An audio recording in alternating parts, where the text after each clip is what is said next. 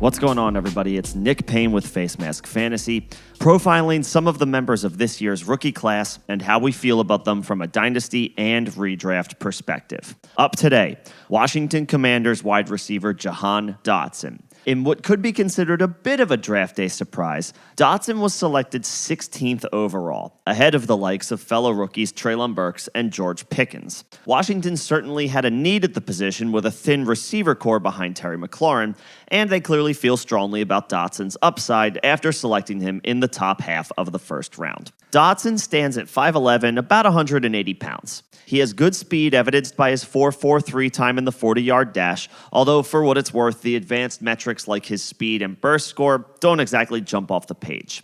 What is promising, though, is his 90th percentile college dominator score and the 30% target share he commanded in his senior season at Penn State, all according to Player Profiler. Dotson spent the last 2 seasons of his college career putting it all together. In the COVID-shortened 2020 season, Dotson hauled in 52 catches on 87 targets for 884 yards and 8 touchdowns in just 9 games. He dominated in 2021 with 91 catches on 146 targets for 1,182 yards and 12 scores in 12 games.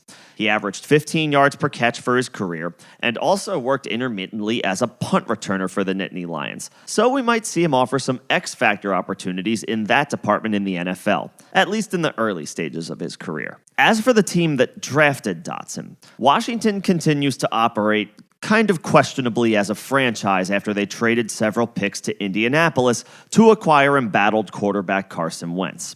The Commanders needed a starting signal caller after the team limped through the 2021 season behind the lackluster play of Taylor Heineke. Wentz himself figures to be running out of options to prove he deserves to be a team's long-term answer. But while Wentz doesn't instill a ton of confidence, he's probably the team's best quarterback since Kirk Cousins in 2017. So at least fantasy managers that have stock in Washington's offensive weapons can look at the Wentz acquisition from that perspective. And so far, the reports out of OTAs have been glowing about the Wentz to Dotson connection. McLaurin is currently in the middle of a contract negotiation and wasn't present, but that just allows for extra opportunity for Dotson to build some chemistry with his quarterback. McLaurin is the unquestioned wide receiver 1 for this team, and veteran Curtis Samuel will challenge for the other starting receiver spot if he's able to stay healthy. Reports on that front have been positive so far. So Dotson likely won't be handed anything stepping in as a rookie, but McLaurin and Samuel are probably the only players that stay ahead of him on the depth chart. Between the draft capital and lack of depth in the pass-catching department, Dotson should be a regular in 3 receiver sets, and Samuel has proven to be useful in a gadget type of role in the past, so maybe Dotson will get opportunities as the Z receiver if Samuel occasionally lines up in the backfield. Wentz's play can be erratic, but he has a big arm, and Dotson displayed big play ability in college. If the two continue to build on the chemistry they've started to develop in OTAs, the team might find it difficult to keep their first-round pick out of the regular rotation.